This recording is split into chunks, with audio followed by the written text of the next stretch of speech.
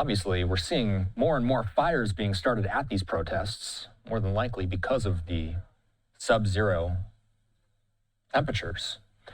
We did have to break out of that press conference with Mayor Frey and Senators Klobuchar and Smith. Those are the two senators who represent Minnesota. Unfortunately, we had to break away from them in progress because Secretary Noem was stepping up to the mic. We had not heard from Noem at all, so we prioritized her. Let's play that event back out. We had cut Senator Klobuchar off, so what I'm going to do is I'm going to rewind. I'm going to bring you back out to Minneapolis.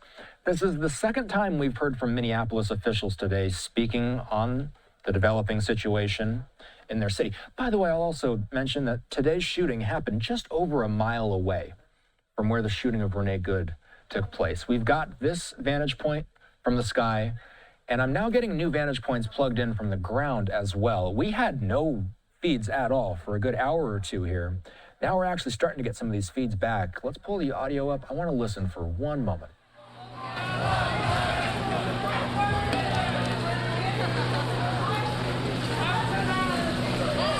So what I'm going to do is I'm going to play out the Minneapolis press conference starting from Amy Klobuchar, because that's where we had to cut it off while it was live. So let's listen in to Senator Klobuchar. Senator Smith is in attendance as well. She does participate in this.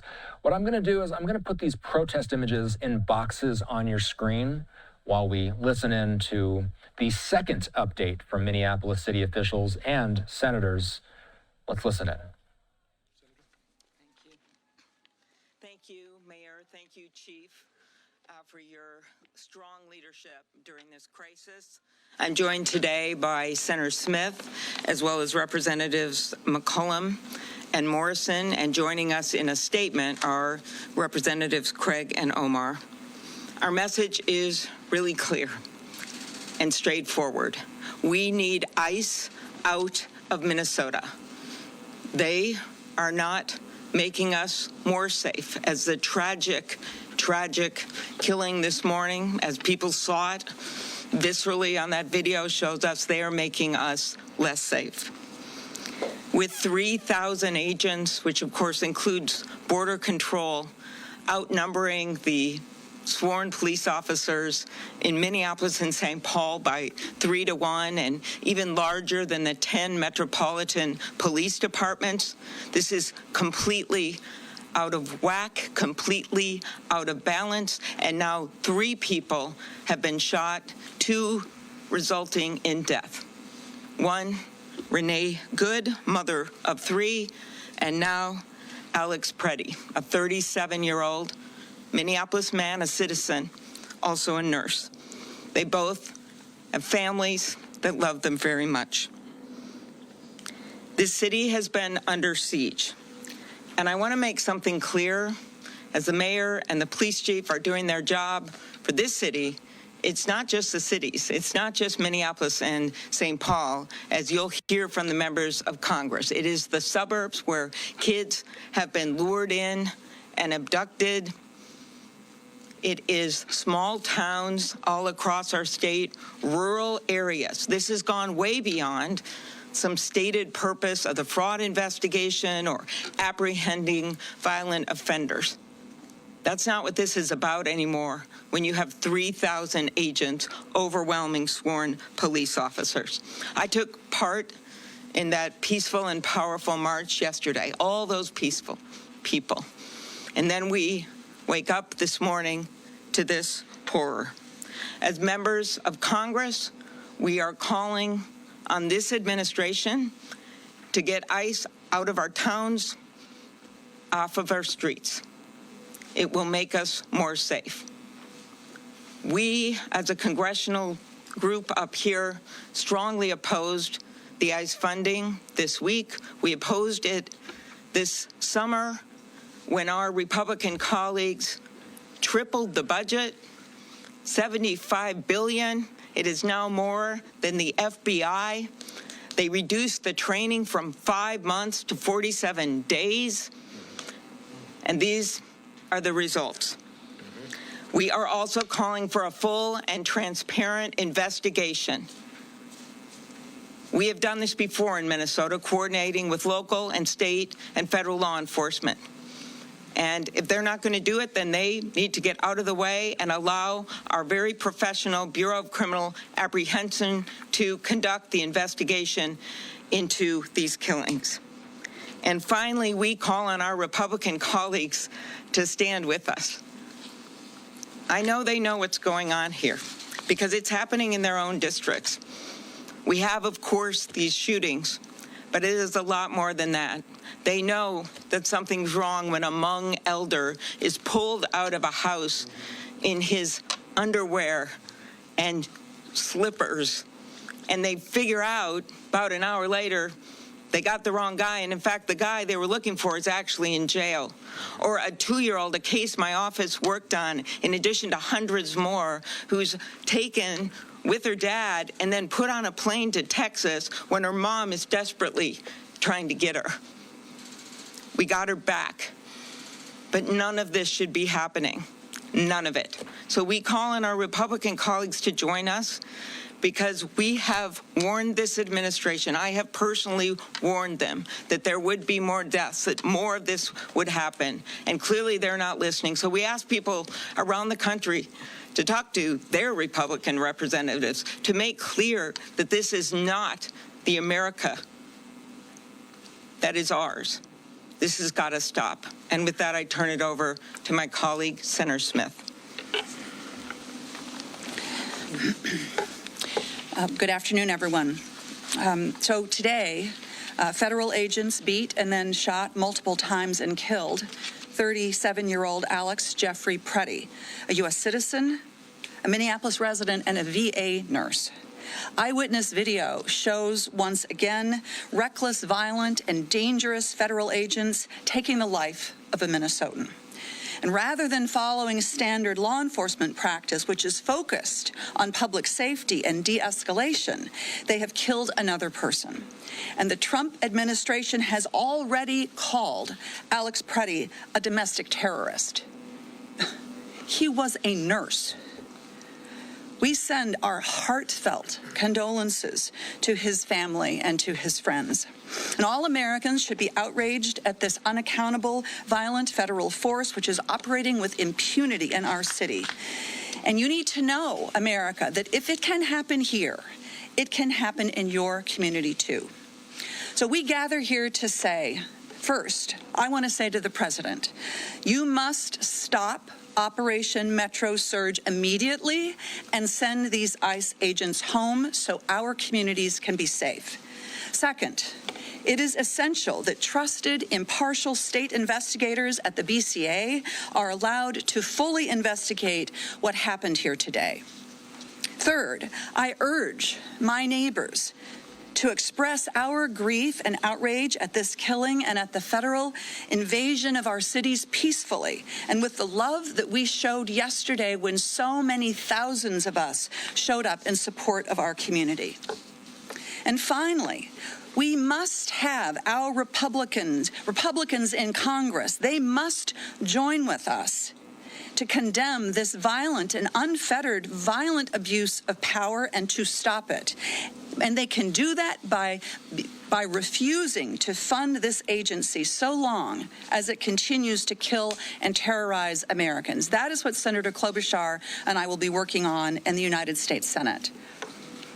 And I just want to close by thanking so much the local law enforcement and fire departments, not only here in Minneapolis, but all across the state that have been doing everything that they could, everything that you can to keep our cities safe. I once worked in City Hall, and I know what it's like, and I am so grateful for their relentless work to keep our communities safe. Representative McCollum. Thank you. Well, we have a saying in Congress that we agree and reflect in our remarks those that have spoken before us. So I'm going to take a slightly different tact. You know, today, this morning, Saturday, we lost another life, and it didn't have to be that way. To all the protesters who have been out there peacefully protesting, who have been harmed and injured, it shouldn't be happening to you either. But I want to take a second, as Senator Smith was, just to reflect on the community. St. Paul stands with you, Minneapolis. The East and West Metro, we're united, as well as all Minnesotans. My phones have been ringing off the hook from frustrated members of communities that are asking me to talk to their Republican members of Congress to do something about the escalation of chaos and violence that has been caused by the presence of the Department of Homeland Security. Representative Morrison and I, along with Representative Omar and Craig, had an opportunity to show with our votes on the House floor just this week how disappointed we are that the president refuses to listen. Oh, well, we're more than disappointed. We are outraged. Part of the bill that was on the floor was to provide more body cameras for ICE. Well, they have them already in the thousands, and they refuse to wear them. So, Secretary Noem, have your officers suit up and put on their body cameras, just like our law enforcement does. To our law enforcement here, we appreciate you, especially those of you who have been working the extra shifts. To the school boards, to the community service volunteers, everybody out there in this community, you make us so proud to represent you in the United States Congress. We hold our head up high with how Minnesota is reacting to this. We celebrate 250 years of this United States of America. And I'll close with quoting Benjamin Franklin. He came out of the Constitutional Convention and he said, it's a republic if you can keep it. Well, we're showing we want to keep it a republic with peaceful protesting. Stay calm, be safe, take care of one another.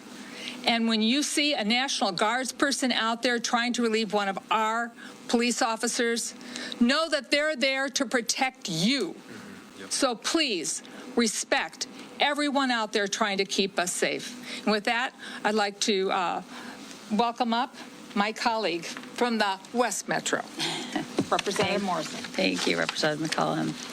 You know, the day after tens of thousands of Minnesotans showed the world how to stand up peacefully against this administration's cruelty, lawlessness, and unacceptable occupation, and demand that ICE leave our state and end this federal invasion, the world is watching yet again as one of Donald Trump's federal agents have shot and killed another United States citizen in broad daylight in the middle of the street.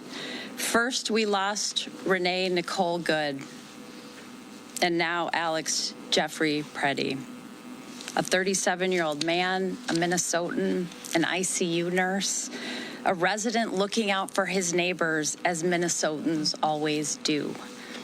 And I do want to pause and offer my deepest sympathy and profound condolences to Mr. Preddy's family and friends. I am so sorry for your unimaginable loss.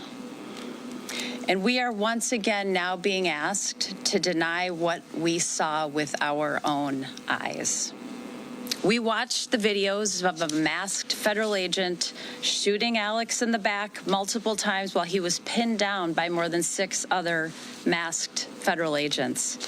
And once again, DHS has come out with a predetermined narrative that contradicts everything we saw with our own eyes. 2 37-year-old Minnesotans are now dead. A poet and a nurse. For what?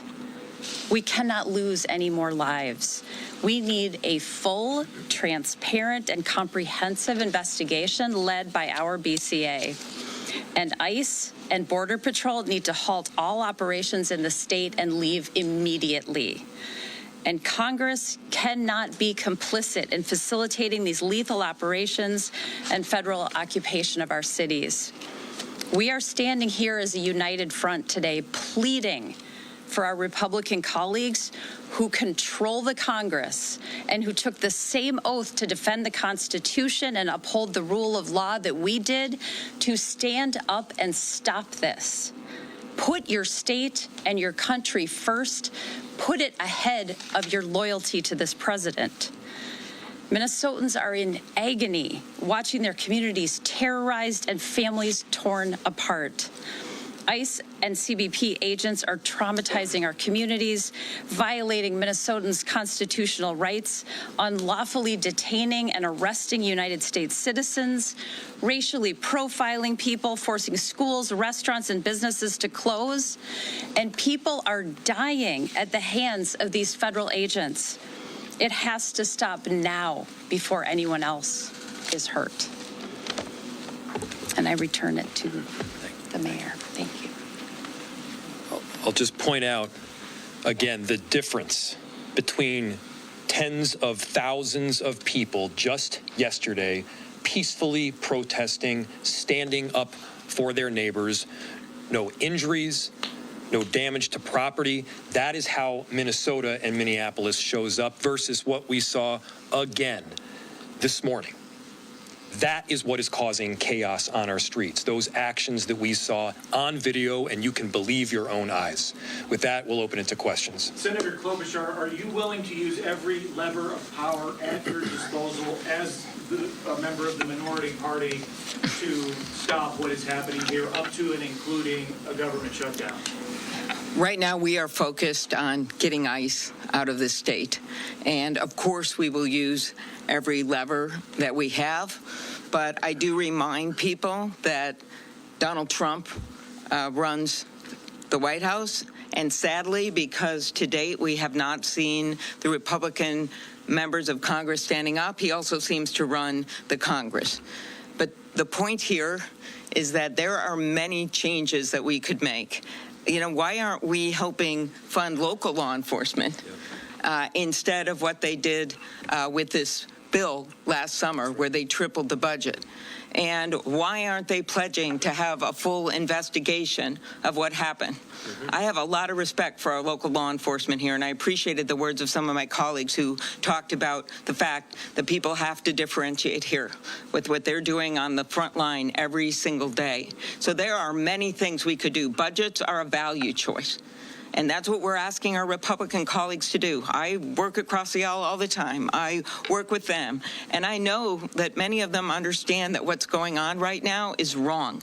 And so the way to get to a higher ground, honestly, is to get them to get ICE out of our state right now, to call the president, to speak out as we have been doing day after day after day, and to remember these little kids who are afraid to go to school, and to remember the people who are legal citizens who are wrestled to the ground, yelling, I am born here, I was born here. And to remember these two that we've lost. And I hope that's something that they all take home and that the people of this country do as they look at how they can get this administration to stop this. Mayor Frank, can you talk about the legal case that you were pursuing and how this shooting changes your strategy? What is your best case scenario on Monday when you go to court? Yeah. So there's two forms of request that we have been asking for. The first was this temporary restraining order. The other possibility is some form of injunctive relief. Now, I don't want to get too into the details because I'm bound to get something wrong, but the question is one of urgency and immediacy. The issue is that we recently saw somebody shot and badly injured. We then saw somebody shot and killed, and that was the second one. Chief, I think we've only had 3 homicides in the city this year. Is that right? 2 of them, ICE. 3 homicides. 2 of them were from ICE. So the relief that we're asking for is stopping this Operation Metro Surge in the immediacy. It's preventing this massive influx of agents that is making it very difficult for us to do our jobs in the city as well as we need to do them, and we need to do regular day law enforcement as well. Yes? They defied a search warrant this morning. Do you think they'll abide by a court order from a federal judge? They have to abide. So the question is, they defied a search warrant this morning. Will they abide by a court order by a federal judge? Everybody listen to that question. The question is, will this administration abide by a court order? These are the underpinnings of our democracy, of our republic, and of this Constitution. The answer better be yes. Whether you're a Democrat or you're a Republican, you abide by those court orders. The answer has to be yes if you are a patriot for this country. And so, yes, my expectation is that they will abide by the court order because there is not an alternative. Mayor Fry, if I could just ask you, and also Senator Klobuchar and the other legislators, the rhetoric today seems back to where it was in the aftermath of Renee Good, if not even higher. Senator Klobuchar posted on X, Stephen Miller, then the President Day slammed Senator Klobuchar's post. I mean, this is going on. The vitriol is through the roof on social media. Is there any way, or how are you going to come together? I mean, is there any way to approach the other side? Yeah. I'll answer for myself and from the city's perspective, and certainly turn it to Senator Klobuchar. I want everyone to just quickly look at the juxtaposition between the way that Minneapolis is showing up and the way that the federal government is showing up. I want you to look at the difference between the elected leaders and our chief that you've heard talk just before me. They're calling for peace. They're calling for peace notwithstanding this horrific action from the federal government. What are they doing? They're not investigating the person that killed our citizens. They're investigating us. This is political retaliation. This is about a political narrative, and that narrative is making people less safe. A number of us have spent the last few weeks making our views clear, standing our ground, but also reaching out to this administration, to Republican leaders, to try to get them to understand how dangerous this is, how unsafe this is. I met with chiefs from across the metropolitan area. Chief O'Hara was on this call, and they have been reaching out, some of them publicly, some of them behind closed doors. The business community has been reaching out. I have been personally reaching out to the president's chief of staff and spoken with her. We have done this day after day after day, so we're not just shutting out any discussions, but we've been explaining to them, and I know the governor has, how dangerous this situation is. And I have specifically told people that someone else was going to die. I said this a few days ago. I said it might be by a car, it might be by some other way. And it just seems like you hope that they're going to de-escalate, and then they keep escalating it up. Right now, I hope they're listening, and I mostly hope that our Republican colleagues are listening and that they will step in, even if it's behind closed doors. If they will make those calls and say, we've got to end this now, and we've got to bring those people out of Minnesota and let our local law enforcement do our jobs. And I'll let some of my colleagues answer this. Well, I'll just say that I completely agree with the mayor and the senator, but I mean, it is my obligation as a United States senator to speak about what I think is happening in my state and to define it for what I think it is. That is my job. And one thing I have learned about this president is that he does not respond to appeasement. He is a bully. He does not respond to people who appease him. He responds much better to strength than he does to weakness. And I think what we have seen in this state, I am so proud of it. We have seen a combination of strength and peacefulness that really says who we are. And I believe that that is our best path forward for trying to convince this administration that the path that they are on is dangerous to public safety, and it is a losing path that they must abandon. What's your message to Minnesotans who are just wondering when this is going to be over? I think a lot of people are feeling very tired and are just wondering when this is going to end. What's your message to your constituents? It will be over when we speak as one voice, as one Minnesota, as everybody has been out in the streets. You know, ICE was here in June, and there wasn't any problem. We weren't happy about it. There were people who we were concerned about the way that deportations and arrests were happening. We were worried. But we handled it in a peaceful way. The escalation now is not because Minnesota changed. It is because this White House and Stephen Miller have decided to change their tactics here. What do you think? It will end when our colleagues who are hearing from their constituents because they are reaching out to me and others listen to their constituents and stand with their constituents and not stand with a White House that is not following the Constitution, breaking our laws, and not living up to the values of this country. That's when it will end. What do you think the end game? What do you think the end game is for Donald Trump at this point? What is he hoping to accomplish with this? Anybody up there? I don't think anybody knows. I don't think anybody. Look, I do not pretend to know what Donald Trump is thinking. I do know what they're saying publicly. And on the one hand, they are talking about this being an action that is required for safety, and it is doing exactly the opposite. It is creating danger in our state. Again, if this were about safety, there would be many, many options. Our governor has stated, I have stated, we are very much willing. In fact, we have been working with them to apprehend violent offenders, to prosecute these cases, to get criminals off of the streets. That is not what we are talking about right now. What they are also saying is that this is simply political retaliation. They are saying this is political retribution, and it's focused here on a blue city in a blue state. That's not how America works. Other countries function that way. We don't. And so no matter your background or your ideology, this should be of deep concern for you no matter what town you're in America, because your town could be next. Your liberties, your freedoms could be sacrificed because of what this administration is doing. Thank you.